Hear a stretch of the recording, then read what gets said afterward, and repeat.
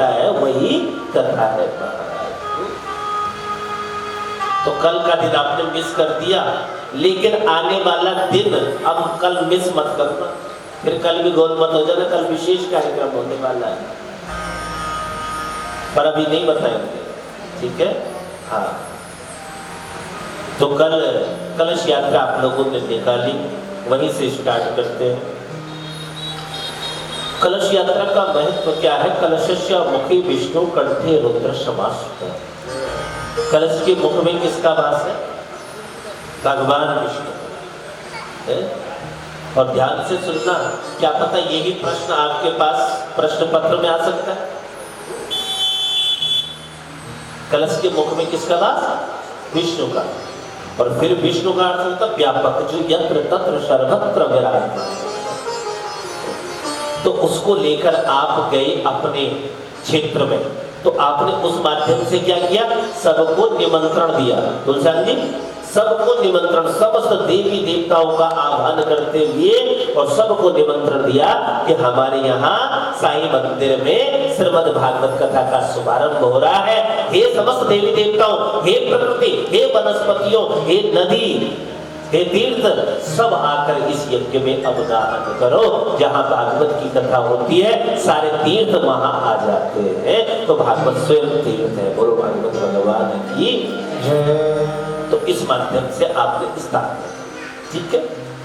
कलशस्य मुखे विष्णु कंठे रुद्र समासिता। कंठ में रुद्र, मूले स्थितो ब्रह्मा, मूल में ब्रह्मा, मध्य मात्र बृहस्पति, कुक्षोतु सागरा, सप्त द्वीप वसुंधरा, ऋग्वेद यजुर्वेद सामवेद और अथर्ववेद, सब कुछ इसी में ये समाया हुआ है एक कलश। कलश की प्रामाणिकता, पुराने लोगों से पूछो कि कभी अगर दूल्हा ना आए ना टाइम पे, यदि बॉर्डर पे है आर्मी में कहीं और छुट्टी नहीं मिली, तो क्या था कि कलश के साथ ही विवाह हो जाता था कन्या का, जिसको आज नाम दे दिया गया कुंभ विवाह। आज हो जाएगा ऐसा? नहीं ना? हाँ, क्योंकि समय बदल गया है। बोलेंगे नहीं, पहले तो फोटो भेजो उसके बाद। तो ये भी नहीं था। पहले क्या होता था? बाकी फोटो भेज, अभी क्या होता है? बाकी फोटो, चाहे वो कैसे ही है। लोग बोलते ना आदमी में गुण होने चाहिए, फोटो क्या देखनी चाहिए। लेकिन बात अगर मुझ पर आती है, अगर बात मुझ पर आती है, तो मैं क्या मांगता हूँ? सर्वप्रथम हाँ, मैं पहले फोटो भेज दूँ। जबकि आपको पता है सारा कमाल आजकल किसका हो रहा? फिल्टर है ना, कई प्रकार के। अनुराग जी, फिल्टर लग जाते हैं आजकल। काले को गोरा, गोरे को काला कर दिया जाता है, ब्लैक एंड व्हाइट, सारे फिल्टर। फिर भी हम क्या मांगते हैं? हाँ, फोटो तो भेजनी पड़ेगी। अब फोटो भेज दी, उसके बाद हम क्या करते हैं कि चलो भाई देखना था इस तरह। लेकिन पहले ऐसा नहीं। पहले अगर किसी कारणवश नहीं आया तो लोग मर्यादा में रहकर और जीवन भर उसका निर्वाह भी करते थे। आजकल तो क्या है, सबके जीवन में क्रोध रूपी शत्रु ने शत्रु आ पहुंचा। ये क्रोध, कौन? क्रोध। पेशेंस नहीं रहा है जीवन में किसी का। बच्चा देखे, बूढ़ा देखे, पेशेंस। तो कलश में किसका वास? कलशस्य मुखे विष्णु। कलश के माध्यम से आपने क्या किया? सर्वत्र देवी देवताओं का आह्वान करके यहाँ स्थापना कर दी। अब स्थापना की है तो इसका परम कर्तव्य हम सबका है। क्यों? कि हिंदू वैदिक वाङ्मय का सर्वोत्तम ग्रंथ यदि कोई है तो वो भागवत है। ये हमारी सनातन की पीठ है। किसकी पीठ है? सनातन की पीठ है। इसकी रक्षा करना, इसकी सुरक्षा करना हम सबका धर्म है। ये नहीं कि आयोजक परिवारी करे, भैया जो करे, नहीं। अगर हमको कोई चीज व्यवस्थित नहीं लग रही है तो हम भी कर सकते हैं। कोई भूल पैरों में आ रहा है तो हम भी उठा के एक तरफ रख सकते हैं। इतना भगवान ने हमको बताया है, तो इसलिए बहुत जरूरी है। तो सर्वप्रथम स्थापना हो गई है, तो अब 7 दिनों तक इसकी रक्षा करेंगे हम सब। श्रीमद् भागवत। अगला सेंटेंस आता है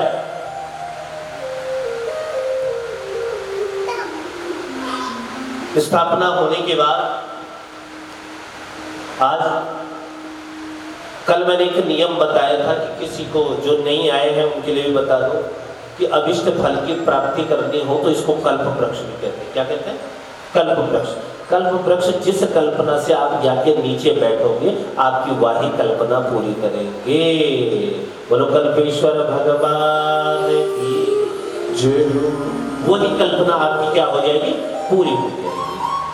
जिस कल्पना से, मैं तो अपने शास्त्री लोगों को भी बोलता हूँ, सबको बोलता हूँ, ये कथा कोई इनके लिए नहीं है, आप लोगों के लिए, हम सब के लिए है।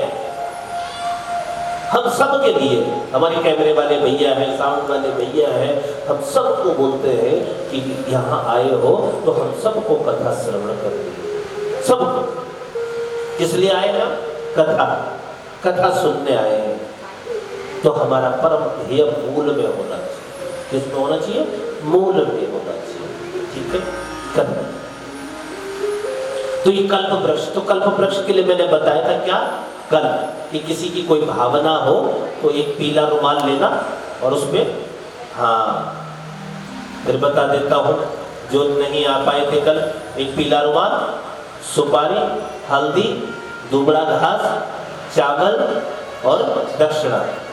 ठीक है? ये 5 चीजें उस पर रख के और एक पोटली बना लो और रोज या अपने दुपट्टे में, चुनरी में बांध लो और जब भी कथा में आओ तो साथ लेकर आओ। यहाँ से जाओ तो अपनी पूजा में रख दो। फिर दूसरे दिन तो पूरे 7 दिन ये नियम करो। फिर 7वें दिन आपको बताया जाएगा कि कैसे क्या करना है। ठीक है? तो ठाकुर जी ने चाहा तो बहुत जल्द आपकी मनोकामना भी पूरी हो जाएगी। बोलो भक्ति विशाल भगवान की। ठीक है? हाँ, ये 5 चीजें लेकर आप बैठ सकते हैं। ठीक है?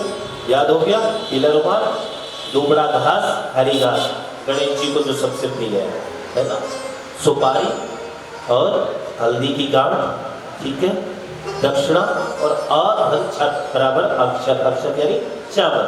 ठीक है? इन 5 चीजों को लेकर एक पीले कपड़े में रखे और अपने साथ 7 दिन नियम से कथा सुने। ठीक है? एक बार प्रेम से बोलो वृंदावन बिहारी लाल की जय, राधा रमण भगवान की जय। और इसका आदान और प्रदान अपने अड़ोस पड़ोसियों को भी बताएं। न जाने आपके द्वारा किसको क्या लाभ मिल जाए। तो इसलिए अपने आप ही लाभ प्राप्त नहीं करना, अपने अड़ोस में और पड़ोस में भी सबको बताना है। ठीक है? हाँ, एक बार प्रेम से बोलो वृंदावन बिहारी लाल की जय। और दूसरी बात, भागवत को कहते हैं अमृत। क्या कहते हैं? अमृत।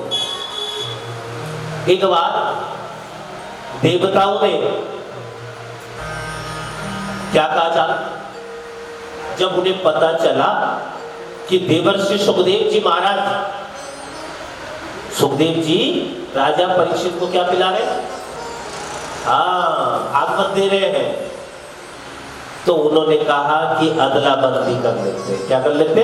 अदला बदली, है ना, चेंज कर लेते। जानते ना, विनिमय। कि एवं विनिमय जाते सुधारा क्या प्रपेयता प्रपश्यामो वयम सर्वे श्रीमद्भागवतामृतम्। एवं विनिमय जाते, इसका विनिमय कर देते हैं। तो सुखदेव जी ने कहा कि देवताओं कहाँ स्वर्ग का अमृत और कहाँ श्रीमद् भागवतामृत। सुखदेव जी कह रहे कहाँ स्वर्ग का अमृत और कहाँ श्रीमद् भागवतामृत। दोनों की बराबरी एक संग कैसे हो सकती है? स्वर्ग और अमृत की बराबरी, स्वर्ग के अमृत और भागवत के अमृत की बराबरी नहीं हो सकती है।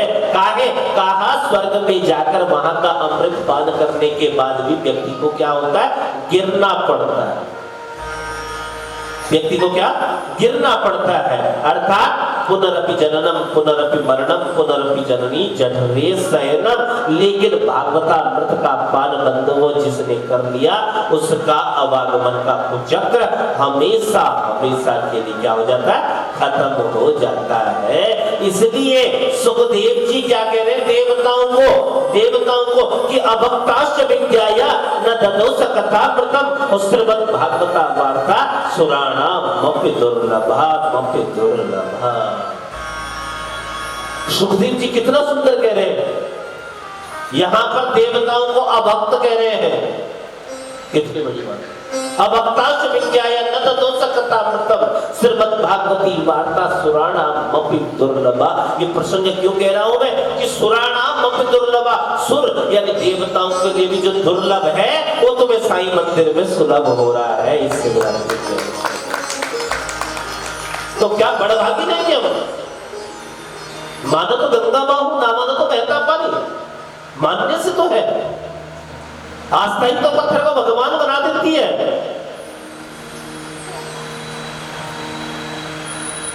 एक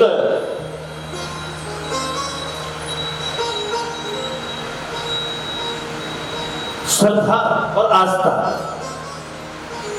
मतंग ऋषि की शिष्या थी, कौन? सबरी। और कहा हे प्रभु, हे गुरुदेव, क्या कभी मुझे दर्शन होगा ठाकुर जी का, राम आएंगे? कहा तू चिंता मत करके, तू बस सिर्फ एक काम किया कर, अपना विश्वास प्रबल रखना। क्या रखना? विश्वास। विश्वासम सर्वत्र फलदायका। तो कहा करो, कहा तू एक काम किया कर, चलते फिरते उठते बैठते झाड़ू बुहारी करते समय क्या किया कर? रामा रामा रटते